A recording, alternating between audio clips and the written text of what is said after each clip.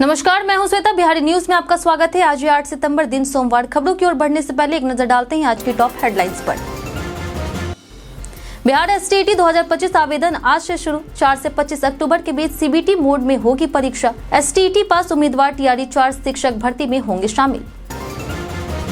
बिहार में बेटियों ने शिक्षा में दिखाई ताकत। हर स्तर पर लड़कों को पछाड़ा। प्री स्कूल से सेकेंडरी तक बढ़ा transition rate.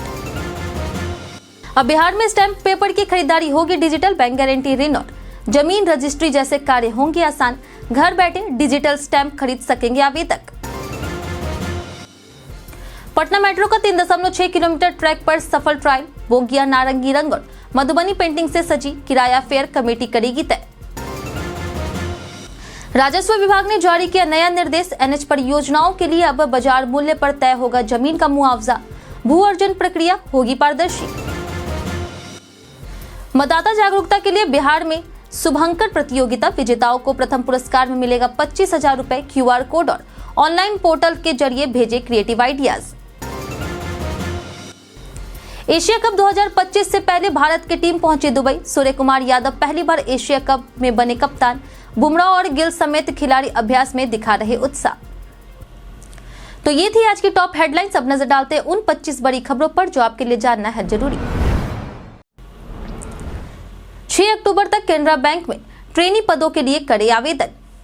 Canara bank securities limited ने ट्रेनी पदों के लिए आवेदन आमंत्रित किए हैं। इच्छुक उम्मीदवार आधिकारिक वेबसाइट canmoney.in के माध्यम से आवेदन कर सकते हैं। आवेदन की अंतिम तिथि 6 अक्टूबर 2025 है। इस पद के लिए उम्मीदवार के पास किसी भी विषय में 50% अंकों के साथ स्नातक डिग्री होनी चाहिए और आयु सीमा 20 से 30 वर्ष के बीच होनी चाहिए।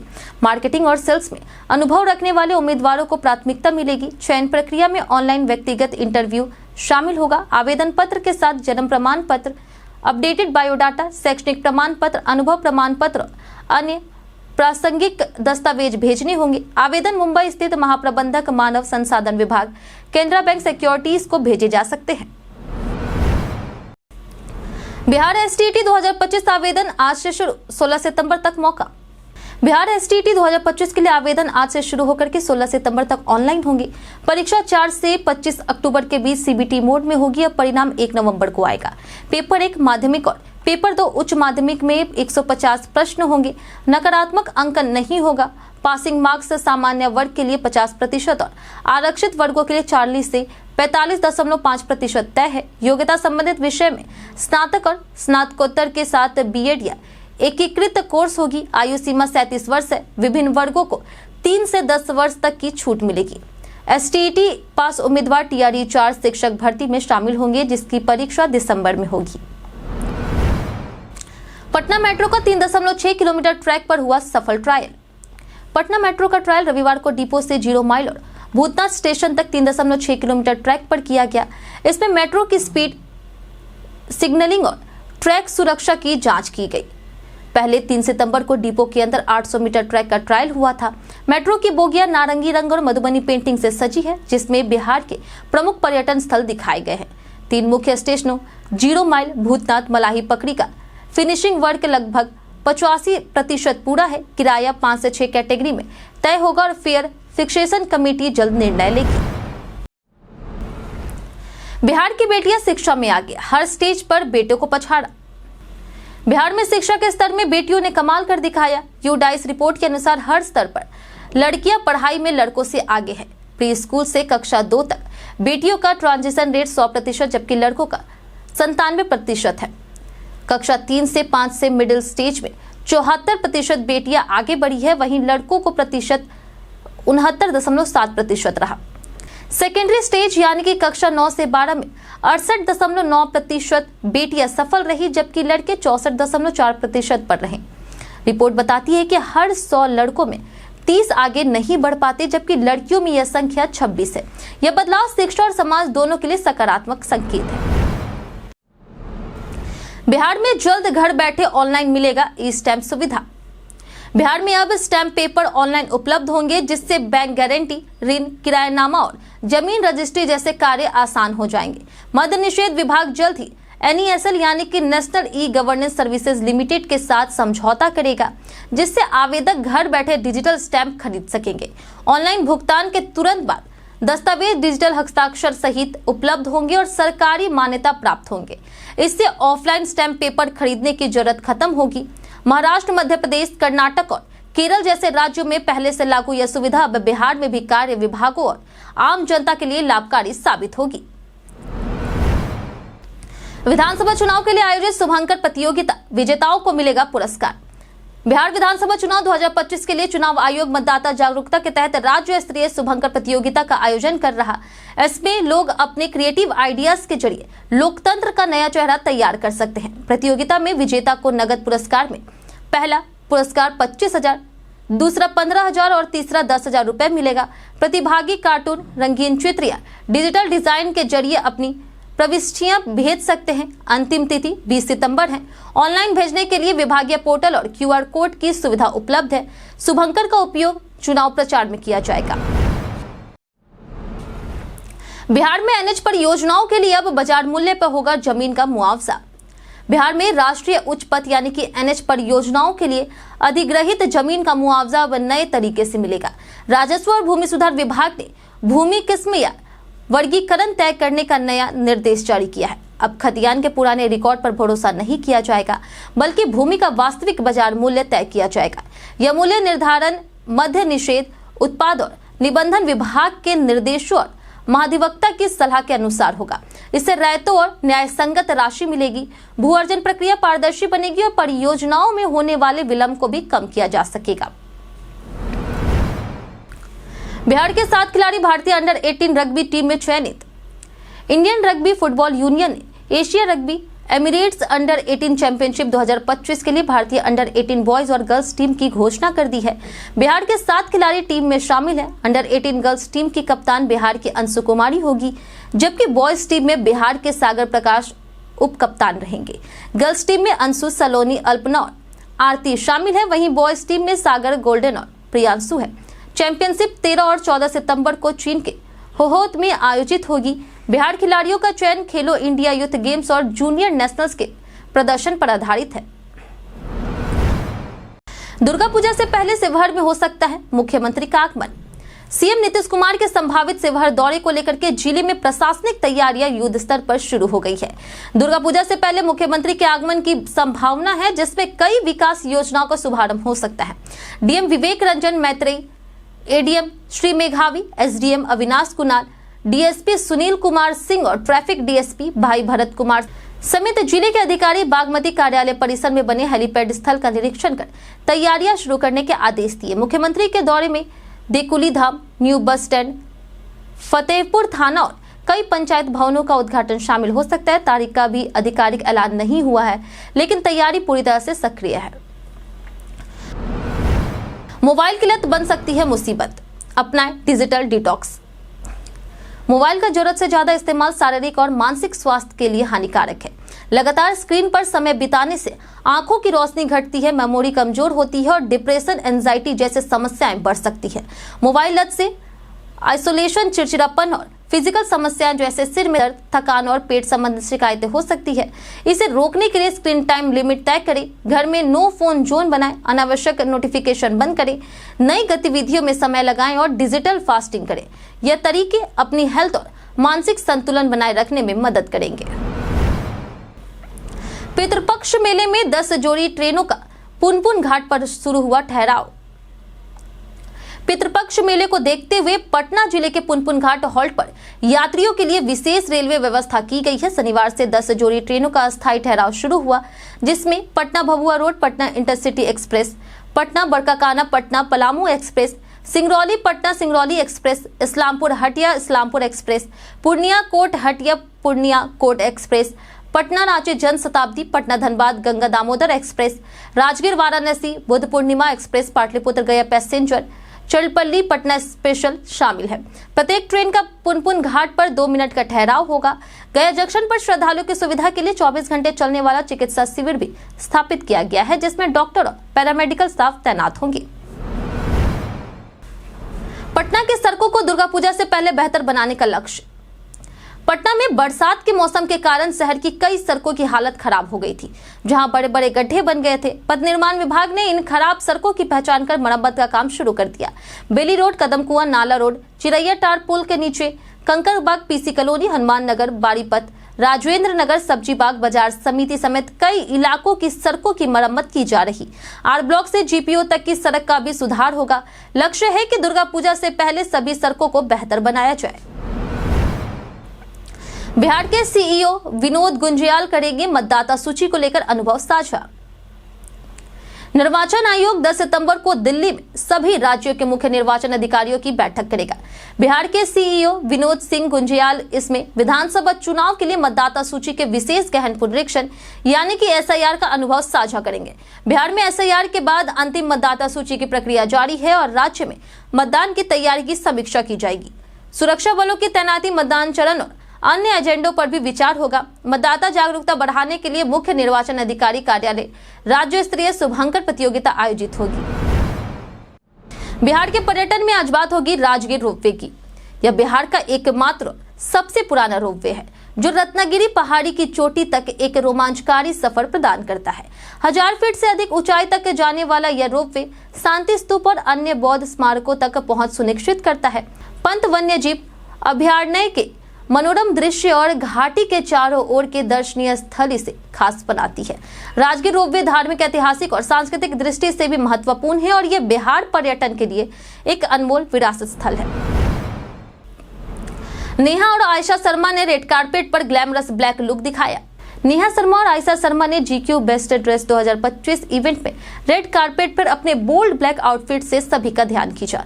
नेहा ने कटआउट जंपसूट, मेटेलिक डिजाइन और पारदर्शी हिल्स के साथ ग्लैमरस लुक अपनाया, जबकि आयशा ने हाई स्लिट स्कर्ट में फैशन फॉरवर्ड स्टाइल दिखाया। दोनों ने कम एक्सेसरीज, स्लिक हेयर और संतुलित मेकअप के साथ स्टाइल का नया आयाम पेश किया है, जिससे उनकी बहन जोड़ी का लुक इस इवेंट में सबसे चर्चित बन गया। पटना पुलिस ने टॉप 10 में शामिल 2 अपराधियों को किया गिरफ्तार। पटना पुलिस ने पूर्वी और ग्रामीण क्षेत्रों के 2 टॉप 10 अपराधियों को गिरफ्तार किया है। जेतुली कांड का 50,000 का इनामी रितेश कुमार उर्फ लप्पू राय बीके दत्ता रोड गर्दनीबाग से पकड़ा गया। वहीं पूर्वी क्षेत्र के गौरीचक का शैलेंद्र यादव उर्फ कारू गांधी मैदान से गिरफ्तार हुआ, जिसके पास से एक देसी कट्टा और 2 जिंदा गोलियां बरामद हुई है। शैलेंद्र पर हत्या, रंगदारी और आर्म्स एक्ट के 7 मामले दर्ज है। जाने आज कैसे रहेगा बिहार के मौसम का मिजाज। मौसम विभाग के अनुसार अगले 5 दिनों तक राज्य में तापमान में कोई खास बदलाव नहीं होगा। कुछ स्थानों पर हल्की से मध्यम बारिश हो सकती है। विशेषकर उत्तर और दक्षिण पश्चिम भाग के जिलों में 1 या 2 जगहों पर मेघ गर्जन, वज्रपात और 30 से 40 किलोमीटर प्रति घंटे की रफ्तार से तेज हवाएं चल सकती है। आज का अधिकतम तापमान 34 से 36 डिग्री सेल्सियस और न्यूनतम तापमान 26 से 28 डिग्री सेल्सियस रहने का अनुमान है। यानी कि मौसम सामान्य रहेगा, लेकिन बीच बीच में बारिश और आंधी तूफान की स्थिति देखने को मिल सकती है। पटना अगमकुआं में सेब के कार्टून में छिपी विदेशी शराब बरामद। पटना के अगमकुआं थाना क्षेत्र में पुलिस ने विदेशी शराब की बड़ी खेप बरामद की है, जिसे सेब के कार्टून में छिपाकर तस्करी किया जा रहा था। 511.68 लीटर शराब जब्त की गई और 4 तस्कर को गिरफ्तार किया गया। उज्जवल कुमार यदुवंशी जो मुख्य आरोपी था, उसके साथ ही छोटू कुमार, पतलू कुमार और टुनटुन कुमार शामिल हैं। पूछताछ में उज्जवल ने शराब तस्करी के बैकवर्ड नेटवर्क की जानकारी दी है। पटना पुलिस इसके आधार पर माफिया नेटवर्क की तलाश कर रही। आपको बता दें कि 2016 से बिहार में पूर्ण शराबबंदी लागू होने के बावजूद तस्करी लगातार जारी है। पुलिस सख्त कार्रवाई में जुटी है। अब घर बैठे आधार कार्ड में मोबाइल अपडेट की मिलेगी सुविधा। अब आधार कार्ड में मोबाइल अपडेट की सुविधा घर बैठे उपलब्ध होगी। यूआईडीएआई ने नोडल संस्थानों के कर्मियों को इसके लिए प्रशिक्षित करने का निर्णय लिया। पायलट प्रोजेक्ट के तहत यह सुविधा पहले चरण में पटना जीपीओ से शुरू होगी। प्रशिक्षित डाकिया घर घर जाकर के लोगों का मोबाइल नंबर आधार कार्ड में अपडेट करेगा। इससे लोगों को आधार सेवा केंद्र जाकर लंबी लाइन में खड़े होने की जरूरत नहीं पड़ेगी और प्रक्रिया आसान और तेज होगी। तेजस्वी यादव ने बिहार सरकार पर साधा निशाना।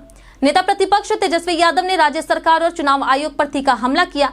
नीतीश कुमार की सरकार को नकलची बताते हुए कहा कि मुफ्त बिजली और पेंशन जैसी योजनाएं उनकी पहल थी, लेकिन अब भ्रमित करने के लिए इस्तेमाल हो रही। उन्होंने आयोग की कार्यशैली पर सवाल उठाए और मृतकों जीवितों की वोटर सूची में गड़बड़ी का आरोप लगाया। केंद्र सरकार चिराग पासवान और जीतन राम मांझी पर भी निशाना साधा।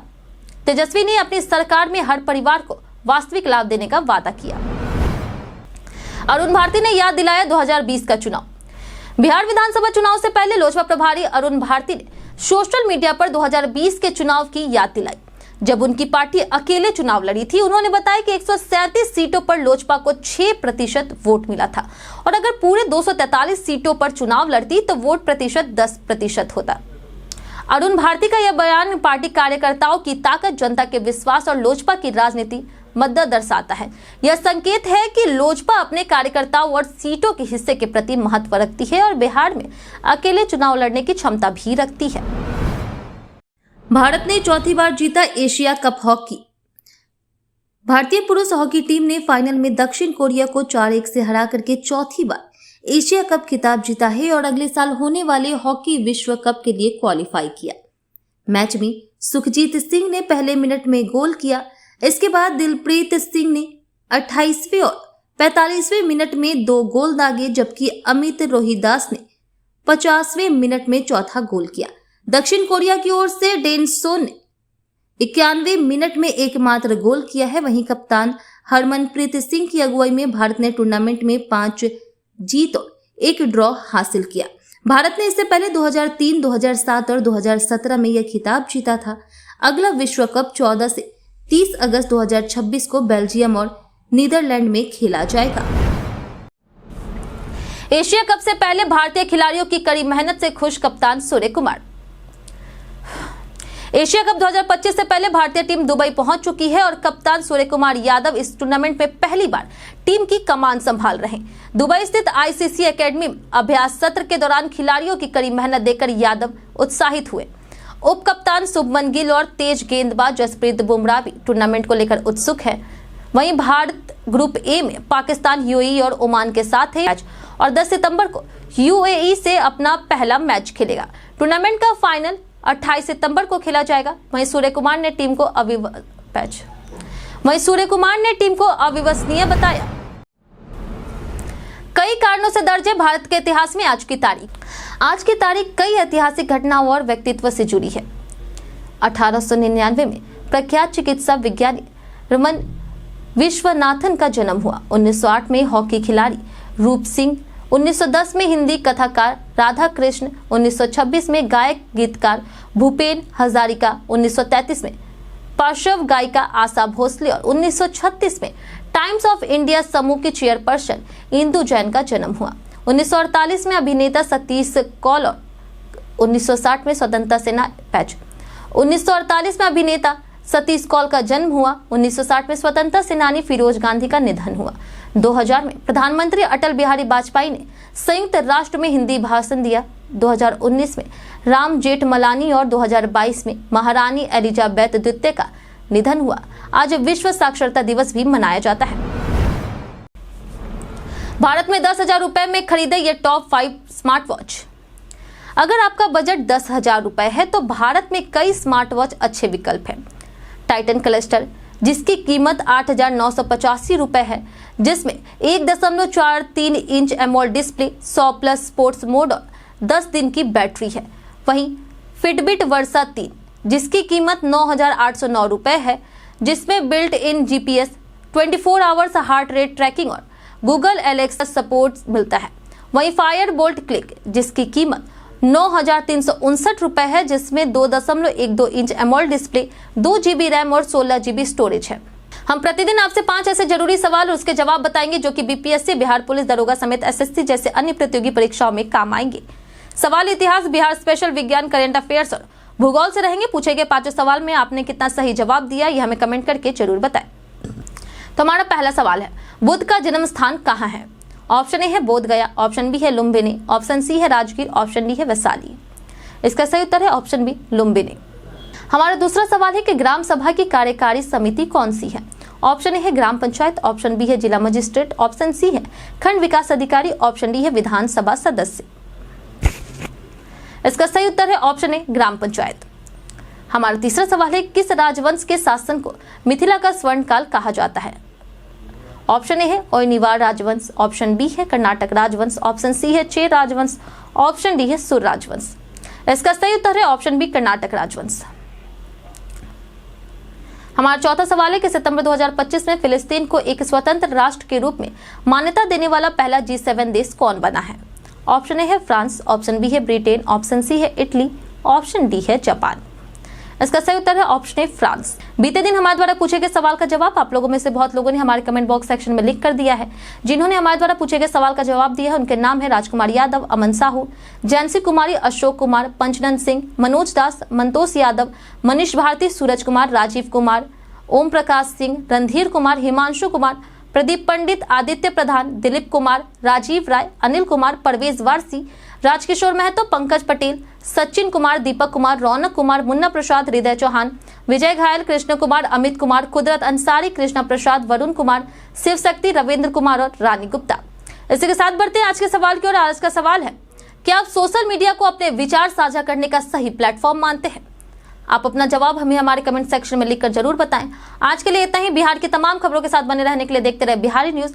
और साथ ही अगर आप यूट्यूब चैनल पर देख रहे हैं तो चैनल को सब्सक्राइब करें और अगर आप फेसबुक पेज पर देख रहे हैं तो लाइक और फॉलो जरूर करें।